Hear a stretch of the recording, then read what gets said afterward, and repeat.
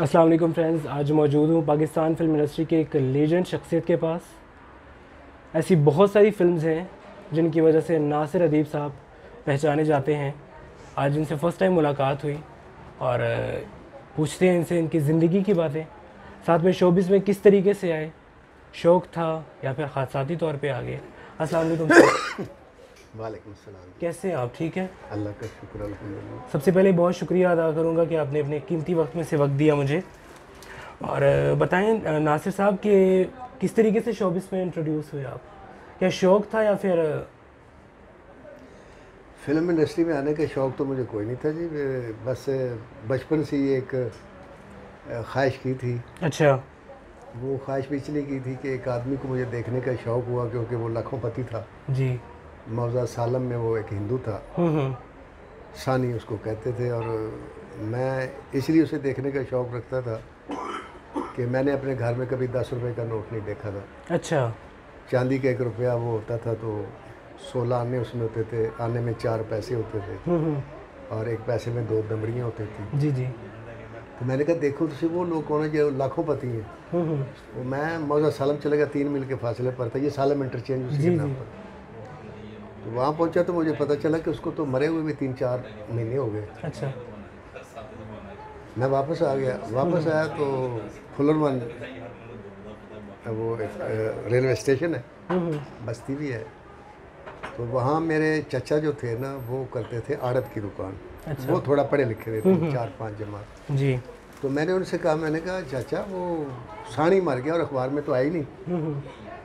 तो उन्होंने कहा पुत्र उन्हें केड़ा पाकिस्तान बनाया सी। अच्छा। अखबार में नाम उन लोगों का आता है जिन्होंने नस्लों को मुतासर किया हो, या कोई इनकलाब लाए हों, या उन्होंने कोई और मारखा केस काम किया हो, या उन्होंने निशान हैदर लिया हो। जी। मैंने कहा अच्छा जी ठीक है। तो वहाँ से मेरे जहन में आया कि मैं निशान हैदर लूँगा। अच्छा। और मैं मशहूर हो जाऊँगा। मतलब मुझे ये शौक़ था, पैदा हुआ कि जब मैं मरूँ तो अखबार में ख़बर आनी चाहिए। बस इतना शौक़ था, ये कोई नहीं था कि कैसे होगा। तो वो जब मैं FA में गया तो मैंने सोचा कि क्यों ना आर्मी में जाते हैं और निशान हैदर लेते हैं, ट्राई करते हैं। मैं अप्लाई किया तो एकेडमिक मेरी जो रिकॉर्ड था बहुत आला था। मैं 5वीं में भी वजीफ़ा लिया, फिर 8वीं में वजीफ़ा लिया, फिर 10वीं में वजीफ़ा लिया। तो 12वीं के बाद मैंने अप्लाई किया तो मैं सेकंड लेफ्टिनेंट सेलेक्ट हो गया। हम उस बैच में 2 आदमी सेलेक्ट हुए थे, एक मैं था और एक परवेज़ मुशर्रफ साहब थे। ये 61 की बात बता। अच्छा अच्छा। तो ट्रेनिंग के दौरान तीसरा दिन था, मुझे वो अजीब सा लगा। मैं तो बड़ा सोल सा आदमी था। कतार में खड़े होकर शेव कराना, एक कतार में खड़े साबुन लगा रहे हैं, फिर आगे आ गया तो उस तरह फेर दिया। उसके बाद जनाब नाश्ता करो, इतने बजे नाश्ता करने के बाद वो वज़न 5-4 किलो ऊपर राइफल हाथ में और भागो और गिट्टों पे वो सोटियाँ मारना। और जो हवालदार था उसने माँ बहन की गालियाँ नंगी देनी हमें अगर कोई गलती करे, वो भी बड़ा दुख लगना। लेकिन वो फिर जिस वक्त शाम को आना मैस में तो वही हवालदार हमें सलूट भी मारता था और मैं खाना भी खिलाता था, दिन में गालियाँ देता था। तो तीसरे दिन मैंने, मेरे साथ एक रूममेट था जो शरीफ उसका नाम था, वो भी लेफ्टिनेंट था, सेलेक्ट हुआ। मैंने उससे पूछा, मैं कहा शरीफ साहब यार निशान हैदर कैसे लेते हैं, मुझे मशहूर होने का शौक़ है। कहता है निशान हैदर जो है वो ज़िंदा आदमी को नहीं मिलता। अच्छा। वो मरने के बाद मिलता है। मैंने सोचा उस शोहरत का मुझे क्या फ़ायदा कि मुझे मरने के बाद मिले। तो मैं तीसरे दिन भाग आया। अच्छा। भाग आया और उसके बाद मेरे ख़िलाफ़ पर्चा हो गया आर्मी की तरफ से। वालिद साहब को जब पता चला तो उनको बहुत तकलीफ़ हुई। यहाँ मैं लाहौर में ये कज़ाफ़ी स्टेडियम के सामने जहाँ हॉकी स्टेडियम बना, यहाँ कभी पुलिस के क्वार्टर हुआ करते थे। तो यहाँ हमारे साथ वाले गांव में एक लड़का था जो सिपाही था, मैं उसके पास आकर रहने लग गया। 17 दिन के बाद मैं गया वापस घर। तो मेरे बड़े भाई ने बहुत मारा मुझे। मेरे बाप ने मेरे साथ बात करनी छोड़ दी। बड़े ढोल ढमाकों के साथ देखें पका के मेरे बाप ने मुझे रुखसत किया था। तो उसने कहा कि बस मेरे घर से निकल जा, और उन्होंने मुझे घर से निकाल दिया। फिर सरगोदा में आकर मैंने मज़दूरी की पढ़ाई की खातिर। अच्छा। और एक मज़दूरी हम करते थे, मेरे एक जोड़ीदार था। हम टाल पे लकड़ियाँ जो थे ना, ये जलाने के लिए जो काम आती हैं, वो पहले आरे से हम चीरते थे उसको टुकड़ों में, फिर उसके वो फाना ठोके उसको ऊपर से मारना और उसको दलाकें बनाना जो चूल्हे में जलती हैं। 5 आने मन के मिलते थे। तो मुझे याद है कि जिस दिन हमने सबसे ज़्यादा कमाया था उस दिन हमारे 1 रुपया 2 आने कमाए थे, 9 आने हमारे हिस्से में आए। अच्छा अच्छा। इस तरीके से बीए किया। वाला साहब ने माफ़ी नहीं दी। फिर जनाब मैं लाहौर आ गया, एक दोस्त के पास वकील था, क्लास फेलो मेरे, उसके पास आ गया। यहाँ मैंने जॉब शुरू कर दी, क्लर्क हो गया मैं एजी ऑफिस में। 188 रुपये तनख्वाह हो गई। इस दौरान इसराइल जो था उसने 67 में जंग जीत ली। उस वक्त तक मैं डबल एमए कर चुका था। तो मैंने उस पर एक नावल लिखने शुरू किए। उसमें एक नावल मैंने लिखा था आसफा, वो बड़ा मशहूर हुआ। अच्छा, वो जो आईजी ऑफिस में मैं काम करता था उससे मैं मुतमईन न हुआ, तो मैंने कहा कि चलो मैं कहीं और जॉब करता हूँ। तो फिर टीवी पे मैंने जॉब शुरू किया। नहीं, असिस्टेंट सुपर जेल की असामी निकली, उसमें मैंने अप्लाई किया तो मैं वो हो गया, असिस्टेंट सुपर जेल हो गया। ये 63 की बात है। अच्छा, वो मेरी माँ ने मुझे नहीं करने दी, कहने कि पुत्र ऐसी सारी जिन्हें तारीखा भुगते ना, जेलर बड़े जालम होते हैं, बददुआवां बड़ियां देंगे, लोग गालां करते हैं, बदमाश, ये वो नहीं करनी। मैंने कहा ठीक। उसमें भी एक तारीखी आदमी मेरे साथ सेलेक्ट हुआ था असिस्टेंट सुपर जेल, वो था चौधरी आला यार। चौधरी आला यार वो था जिसने फिर 79 में जुल्फ़िकार अली भुट्टो को जब फांसी हुई तो वो अडियाला जेल का जेलर था। फिर मैंने पीटीवी पे अप्लाई किया असिस्टेंट प्रोग्राम प्रोड्यूसर के तौर पर, वहाँ भी मैं सिलेक्ट हो गया। लेकिन जिस दिन मैंने जाना था उस दिन अखबार में एक इश्तिहार छपा। वो मशरक अखबार निकलता था उन दिनों में, उसमें आधे सफ़े का इश्तिहार था। अल आसफा नाम के नाम से एक फ़िल्म शुरू हुई। अर्श लखनी साहब राइटर थे, शेख रियाज अहमद उसके प्रोड्यूसर और डायरेक्टर थे, और जो मियाँ शफीक थे दाता साहब के मजावर थे, हैदर एक एक्टर था उसके बाप थे, बिल्कुल, वो डिस्ट्रीब्यूटर थे। अच्छा, उसके इश्तिहार में लिखा हुआ ये था, वो आसफा जिसके अगवा का मोशे दायान को आज तक अफसोस है। मोशे दायान अगर आप जानते हो तो एक आंख वाला प्राइम मिनिस्टर था इसका, इसराइल का। 67 की जंग 6 दिनों में जो जीती थी तो उसने जीती थी। अच्छा अच्छा उसको काना दज्जाल भी कहते थे जी। तो ये वो फिक्रा था जो मेरे नावल के ऊपर लिखा हुआ था। मैंने जनाब आकर रॉयल पार्क में ढूंढते ढूंढते मैं पहुंच गया थी। नीचे राशन कार्ड का उस वक्त दफ्तर था रॉयल पार्क में, और ऊपर दफ्तर था उस आदमी का, शेख रियाज अहमद। उन्होंने ये ख़ानदान और सस्सी पुन्नू और बागी और इस किस्म की फिल्में मलिक इशफाक साहब के साथ मिलकर बनाई थी। मैं गया, मैंने उनको सलाम किया। एक छोटे से कद का आदमी, सांवला रंग और घुंघरियाले बाल, मुंह में पान, वो बैठा हुआ। मैंने सलाम किया तो कहने हाँ जी, बड़ी बदतमीज़ी और बदमाशी के अंदाज में। मैं कुछ थोड़ा सा सहम भी गया। मैंने कहा जनाब वो ये आप फिल्म शुरू की है आपने, ये मेरे नावल पर फिल्म है, तो आप मेहरबानी करके मेरा नाम दे दें। उसका पहला जुमला ये था कि तू रियाज शायद है कि मैं तेरा नाम दिया, चल दौड़े तो दोबारा आने में तो थले छोड़ देगा। अच्छा, मैं बाहर निकल गया। बाहर निकला। अब हमारे ख़ानदान में जैसे मैंने आपसे बताया कि वालिद साहब ने, मैं सबसे छोटा और लाडला बेटा था, घर से निकाल दिया और माफ़ी नहीं दी। तो हमारे कौम में जो हम गोंदल हैं, जट हैं, तो हमारे अंदर 3 खूबियाँ कह लें या 3 नक्स कह लें, वो ज़रूर होते हैं। नंबर 1 ये होता है कि हम किसी का एहसान नहीं भूलते। दूसरी हमारे अंदर खामी या खूबी ये है कि हम अपना इंतकाम नहीं भूलते। अगर हम ना ले सके तो हम अपने बच्चे को कह देते हैं कि इस आदमी ने ज़्यादती की थी, अगर तुम्हारा हाथ लगे तो बदला लेना, वरना कोई बात नहीं। Excuse me. तीसरी खूबी हमारे अंदर ये है कि हम ज़िद्दी बहुत हैं। उसमें हम बाज़ दफ़ा गलत ज़िद भी कर लेते हैं। जैसे वालिद साहब ने एक गलत ज़िद मेरे साथ लगा ली। खैर, मैं सीधा अदालत चला गया, जिला कचहरी। वहाँ मैंने एक वकील से कहा कि ये मेरी किताबें हैं, ये मेरा नावल है, ये तारीख़ी किरदार नहीं है, ये फिक्टिशियस किरदार है आसफा का, मैंने क्रिएट किया है। एक आदमी ने फ़िल्म शुरू की है, मैंने सिर्फ इतना कहा है कि मेरा नाम दे दो। उसने मुझे कहा मैं धक्के देकर नीचे फेंक दूँगा। मैंने कहा मैं उसके ख़िलाफ़ केस करना चाहता हूँ।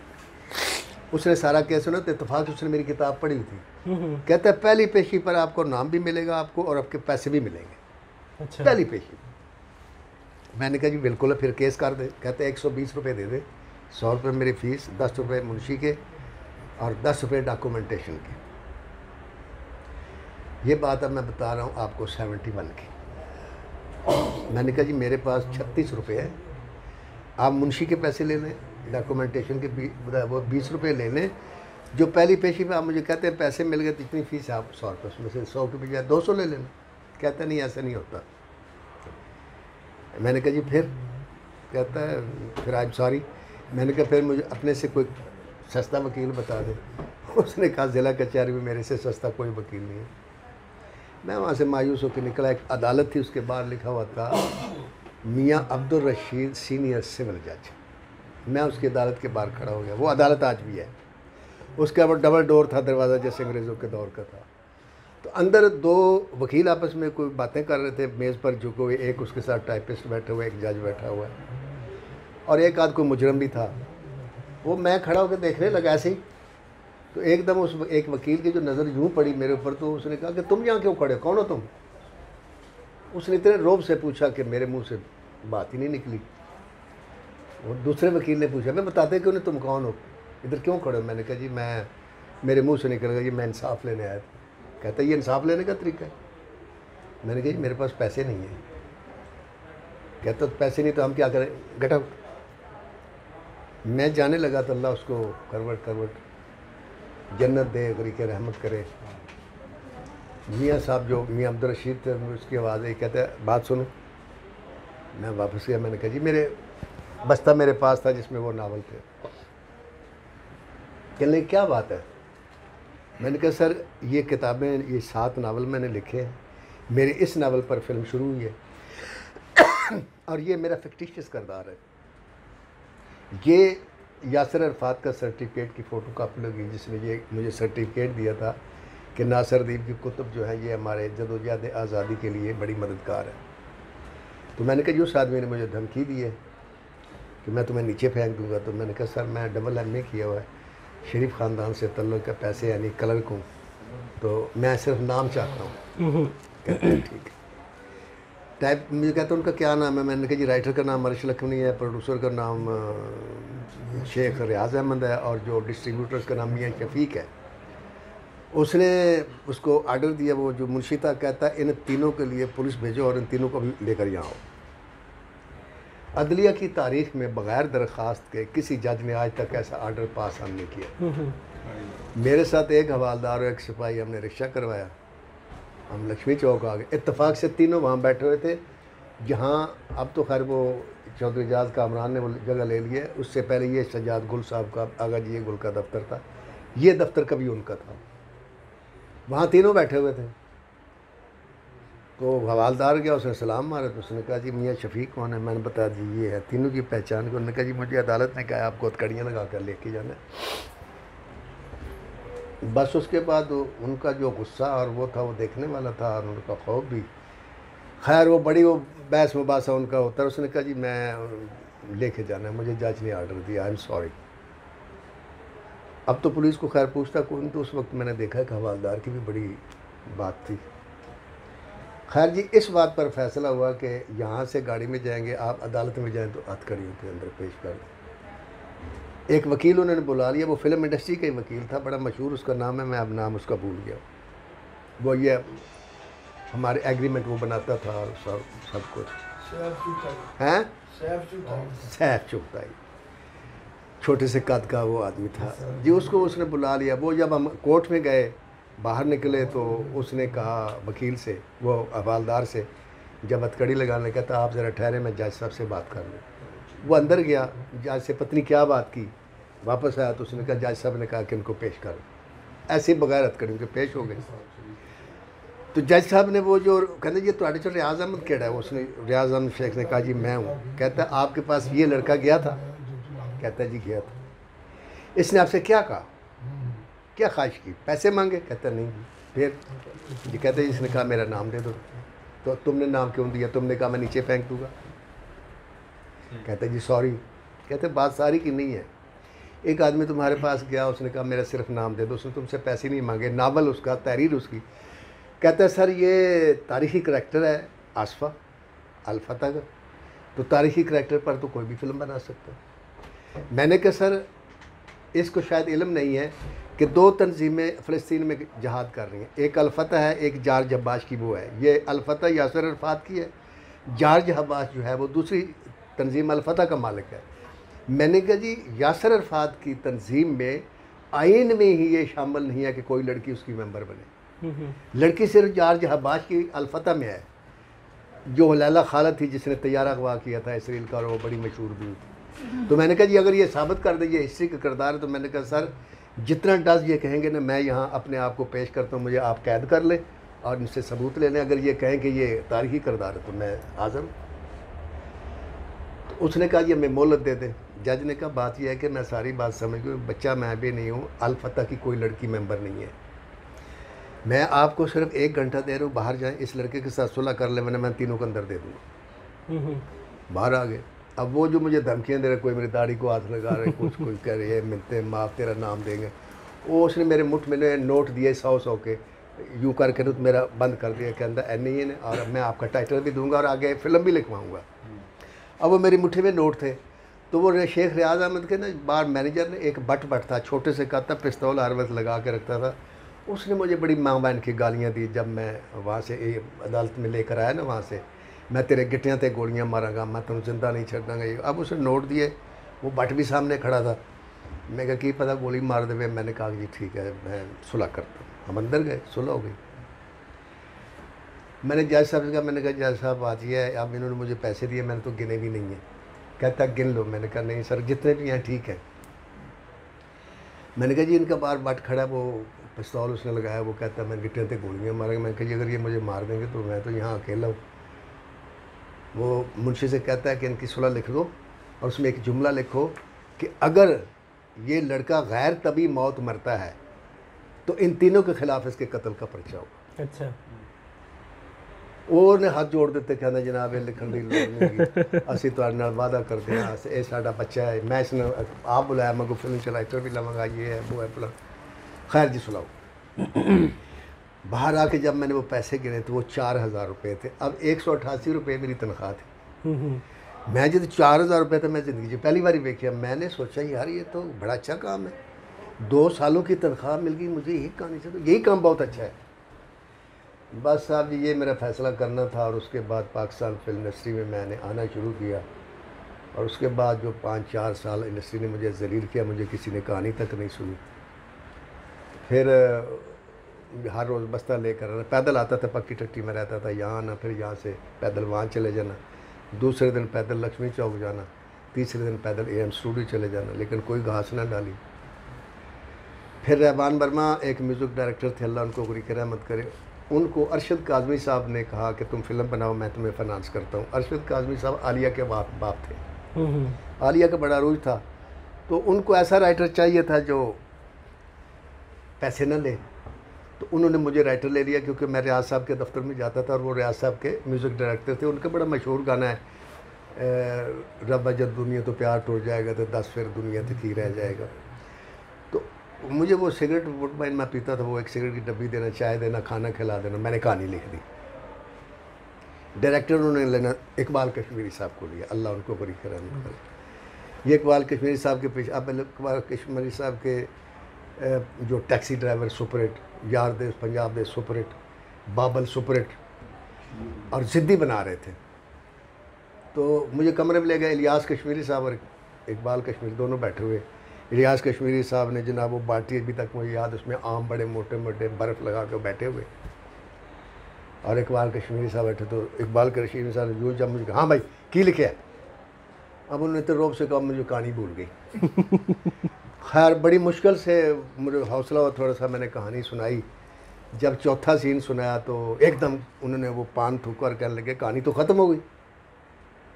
मैंने कहा सर कहानी तो अभी शुरू हुई, आप बताओ। कहता मेरी गल सुन, उतों तो फिल्म शुरू की है जितों असीं फिल्म एंड करते हैं, कि प्यो ने क्या अपना पुत्रा नूं कि जाओ मेरे वास्ते दुश्मन का सिर लैके आओ, अगों तू 16 रेड़े इंज कबूतर उड़ रहे ने, चीलां उड़ रही ने, आए पिंड च अटैक किया, आन के हीरो का प्यो मिले, उन्होंने मार दिता, वो इर्द गिर्द रेड़े घुमाए, उधरों पुत्र आया, उन्हें आके वह पुत्र मार दिता, तो वैर बराबर हो गए, आगे तो इंटरेस्ट ही ख़त्म हो गया।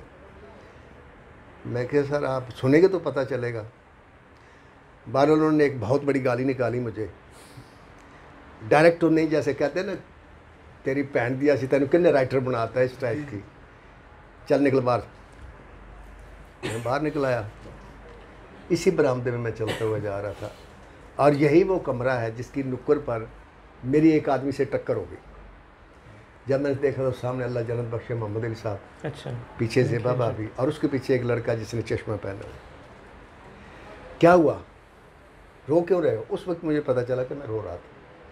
उन्होंने इतने प्यार से पूछा कि मेरी हिचकी बन गई, वो मुझे अंदर ले आया। यही कमरा था, मेज़ और थी, बेहतरीन फर्नीचर था, यहाँ मोहम्मद अली साहब बैठ गए, ये जहाँ मेरे सामने पप्पू साहब बैठे, यहाँ ज़ेबा भाभी बैठ गई, और वहाँ अस्करी साहब जो एनक वाला आदमी था वो अस्करी था, वहाँ वो बैठ गया, जहाँ ये आप बैठे यहाँ मैं बैठ गया।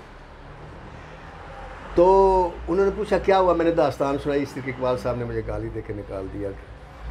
तो अस्करी साहब ने मेरे से कहा यार वो क्या कहानी थी जिसको चौथे सीन पर उस्ताद ने कहा कि नहीं, वो तो उनको तो कहानी की बड़ी सेंस है, मुझे सुनाओ। मैंने इंटरवल तक कहानी सुनाई, कोई आधा घंटा लगा। वो उठे, अभी जिंदा हैं वो, मिले तो उनसे पूछना।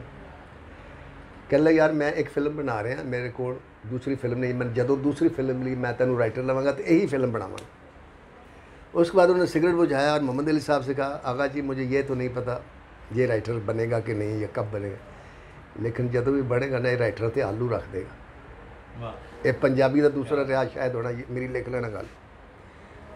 उसके बाद लंबी दास्तान, उनकी फिल्म वो फेल हो गई, उन्होंने भी मुझे मनहूस समझ के निकाल दिया।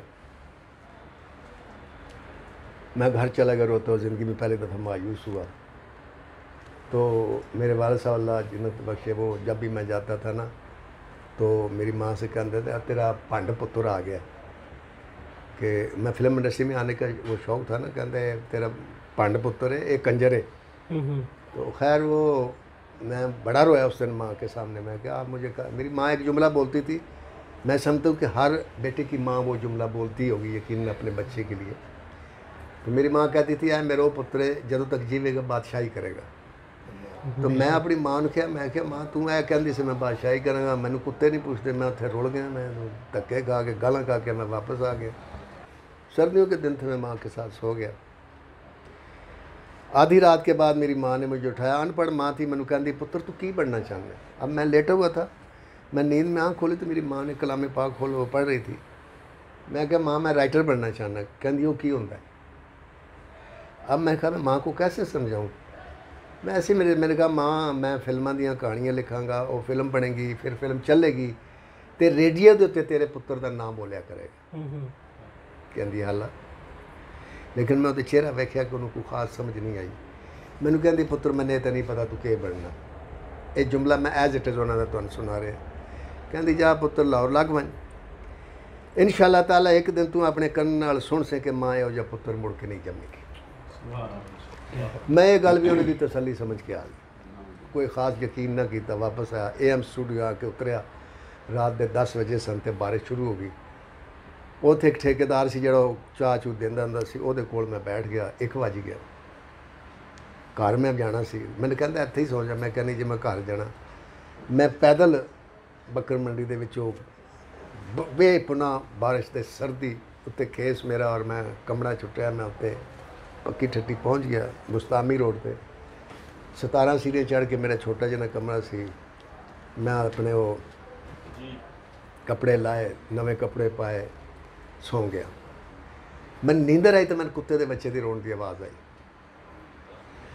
बड़ी कोशिश की मैं सौ जावां, लेकिन वो बच्चा इस तरह चीखा मारे कि मेरी नींदर चाट हो गई। मैं उठिया, मैं फिर वस्ती बारिश चो सीढ़ियाँ थल्ले उतरिया, उस आवाज़ वाल गया तो पता लगा गटर दे विच कुत्ते का बच्चा कतूरा छोटा डिग्गा है। हुण उहनूं मैं दोवें पैर हथ रख के ते विच पैर पा के ते मैं पैरों के जरिए उसनूं चुकण की कोशिश करा, वो तिलक जाए। अखीर गंद च पैर पाए, उस कतूरे के बच्चे ने चुकिया, सीने नाल लाया। उन्हें सीने नाल लाया तो उन्हें इंज चुप की जिवें 6-7 दिन तक भुखा बच्चा माँ की छाती नाल लगदा ते चुप कर जांदा, वो उस कतूरे की हालत सी। उत्ते लै गया, उन्होंने नहाया, उन्होंने खुश किया तौलीए दे नाल, लेकिन वो उस फर्श ते रखिया, इस तरह कम रहा मैं किन्ने मर जाना, इन्हू नमूनिया हो जाना।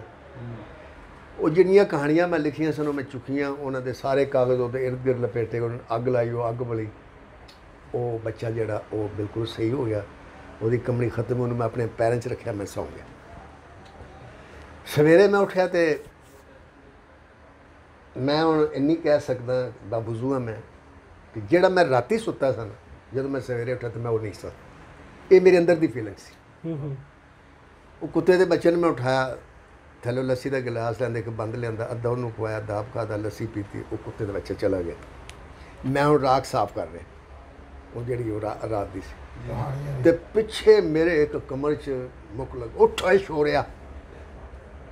मैं इंज करके वेखा तस्करी साहब, मैं क्यों है फिल्म मिल गई, मैं कि जी अलहमदुलिल्लाह। फिर कहता तो कहानी सुनानी, चल चुक फाइल, मैं कही फाइल तो मैं साड़ दी, कहते हैं, मैं कहता सर साड़ दी, कहता फिर, मैं कहा जी मैंने याद है, कहते चल, थले आ गए, रिक्शा रोकया, मालीपुरे जाना सी, बहु अजीम ना सी साढ़े प्रोड्यूसर जिते जाना सी, रिक्शा रोक के जनाब अस्करी साहब ने एक पैर अंदर रखा, पिछे रखा, कहता 3 रुपये है ने, मैं क्या मेरे को कोई नहीं, कहता मेरे को भी कोई नहीं, कहता इतने तेरे कोई साइकिल की दुकान वाला वाकफ है, मैं क्या नहीं, कहता चला मेरे नाल। उत्थों असीं पैदल इस्लामिया पार्क आए, उत्थे अस्करी साहब रहिंदे सन, उत्थों 4 घंटे ते साइकिल लेता, मैं डंडे ते बह गया, तो अस्करी साहब ने चलाना शुरू किया, असीं मालीपुरे पहुँच गए। मालीपुरे पहुँच गया, उस धोती बद्धी उस बंदे ने अगे हज़रत इमाम जाफर सादिक के उसने कुंडे सन, उन्हें पहले सन कुंडे खुआए, फिर उन्हें पूछा कहानी सुनाई, कहता कहानी बहुत स्वादी है,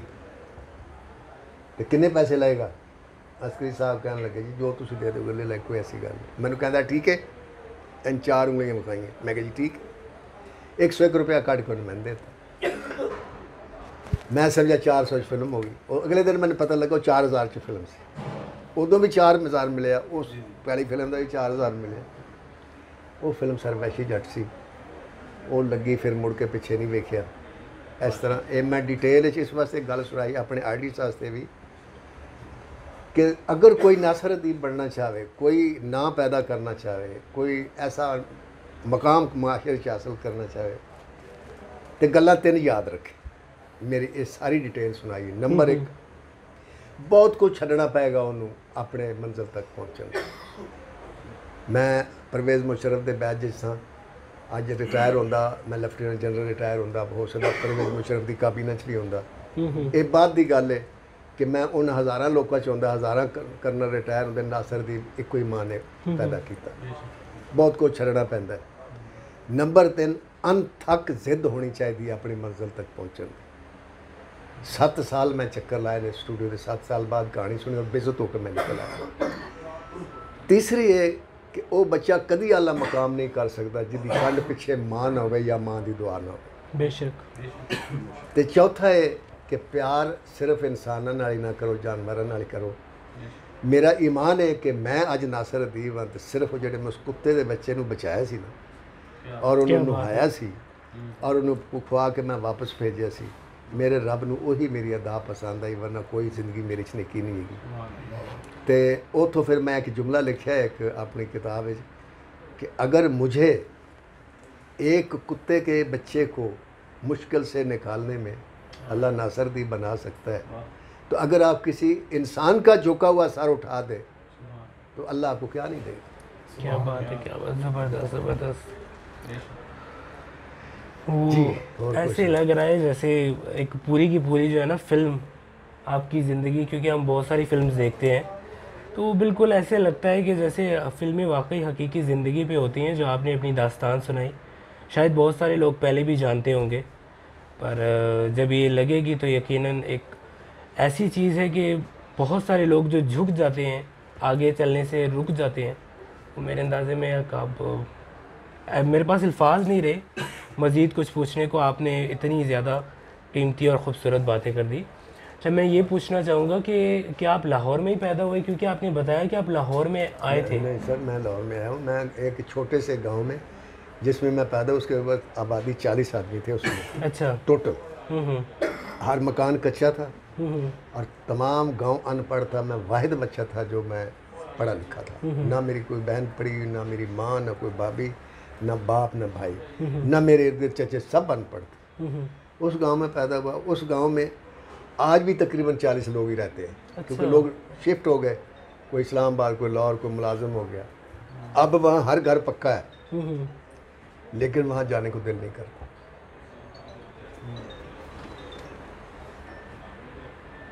जी। तो डेट ऑफ बर्थ बता दें आप। यार डेट ऑफ बर्थ मैं आपको क्यों बताऊं? ये तो पता चल जाएगा लोगों को मेरी उम्र है। लेकिन अब आपने पूछा तो मैं बता देता हूँ आवाम को। मैं कहा करता हूँ कि मेरी पौने 18 साल उम्र है। लोग इस बात को मजाक समझते हैं, लेकिन आज मैं इस फलसफे को भी हल कर देता हूँ कि मैं क्यों कहता हूँ मेरे पौने 18 साल उम्र है। कि मुझे जो हिटलर ने जंग 1938 में लड़ी थी ना जी, मुझे उस जंग की बड़ी अच्छी तरह होश है। लेकिन डेट ऑफ बर्थ मुझे नहीं याद। उसकी वजह ये है कि गांव में ऐसे रिकॉर्ड नहीं रखे जाते, हम शहर में तो पैदा नहीं हुए थे। लेकिन इतना मुझे याद है कि वो जंग जो है उसको मैंने पूरा ज़ोर शोर के साथ देखा हुआ है। और एक गाना गाती थी औरतें हर शादी पर, उसका एक मिसरा भी मुझे याद है, बस कर जन्मन बछड़े रुल गए मामा दे। तो इस तरीके से वो हो गया। तो डेट ऑफ बर्थ आप अंदाज़ा खुद लगा लें। और जो मैं पौने 18 साल का कहता हूँ कि मैं हूँ, इसका राज 2 हैं। अच्छा। एक ये है कि जिस वक्त इंसान 50 क्रॉस करता है ना, तो बचपन की तरफ लौट जाता है। जी जी। आप यकीन करें, इस वक्त मेरे अंदर पौने 18 साल का बच्चा है। और जब आप इस उम्र को होंगे तो आपको उस वक्त ये यकीन आ जाएगा कि आप वाकई पौने 18 साल के हैं। क्योंकि इस दौर में मेरी वही ख्वाहिशें हैं जो बच्चे की होती हैं कि हर कोई मुझे चाहे, मुझे लिफ्ट दे, मुझे ये करे, फलां करे, जैसे हम अपने बच्चों को करते थे। और अब जब नहीं करता तो उसी तरह मैं रूठता भी हूँ, उसी तरह मैं बुरा भी मना आ जाता हूँ यार इसने। हालांकि वो मामूली बातें होती हैं, लेकिन वो एक बच्चा अंदर आ जाता है इंसान के। तो एक तो ये वजह है। और दूसरी वजह ये है कि मैंने कभी ज़िंदगी में उम्र को सामने नहीं रखा, मैं अमल को सामने रखता हूँ। आप अमल अच्छा करें और आप हर एक के बारे में अच्छा सोचें। मैंने अपनी पूरी लाइफ में आज तक किसी इंसान को, आप यकीन करें मेरी तलाश रही है कि मैं अपने से बुरा इंसान ढूंढ लूँ। मुझे आज तक अपने से बुरा इंसान नहीं मिला, इसलिए मैं किसी को बुरा नहीं कहता। तो फ़ख्र इसलिए नहीं करता, अपने काम पे कभी गुरूर भी नहीं आया, या कभी ये नहीं कहा मैं नासिरुद्दीन, मैं ये कभी मैंने अपने मकाम को न कभी इस्तेमाल किया है। क्योंकि ये मेरे पास उधार है। मैं नासिरुद्दीन खुद नहीं हूँ, मुझे नासिरुद्दीन किसी ने बनाया। वो मेरे अल्लाह ने बनाया, वो मुझे अता करता है, मैं लिख देता हूँ। अपने पास से मैं एक लफ्ज़ नहीं लिख सकता।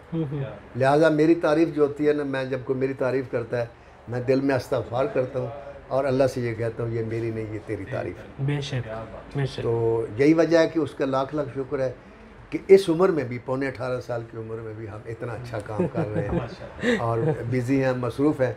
और मुझे माँ का वो जुमला याद आता है कि पुत्र जब तक जीवेगा बादशाही करेगा। इससे ज़्यादा बादशाही क्या होती है कि हम जैसे लोग, ये ऐसे जैसे लोग हैं जो, ये रियाज गुज्जर का भाई है और रियाज गुज्जर एक निशान है, एक ब्रांड है। ये लोग हम आते हैं उठ के खड़े हो जाते हैं। मुझे शर्म आती है कि ये हमारी इज्जत करते हैं और ये हमारे बच्चों से, मेरे बच्चों के बराबर हैं। लेकिन ये क्यों इज़्ज़त करते हैं? ये मेरी इज़्ज़त नहीं करते, ये मेरे अल्लाह की इज़्ज़त करते हैं कि अल्लाह कि देखो तूने किसको क्या बना दिया, अल्हम्दुलिल्लाह। तो ये आदमी सोचे तो ये थोड़ी है कि इतनी कोई पैसे ही तो नहीं कोई चीज़ है। लिहाजा फिल्म इंडस्ट्री में रह के भी मेरा रिकॉर्ड है, मैंने इंसान कमाए, पैसे नहीं कमाए। ये सामने बैठे हमारे भाई हैं, जो कोई कह देता है मैं कहता हूँ जो के यहाँ से मेरा नाम निकला, मैं काम से आप लोगों को सपोर्ट करना चाहता हूँ। बड़ी अच्छी बात है। मैं नासिर साहब का जो कहने जा रहा हूँ, अभी ये गोगा जो दिया फिल्म लिख रही है।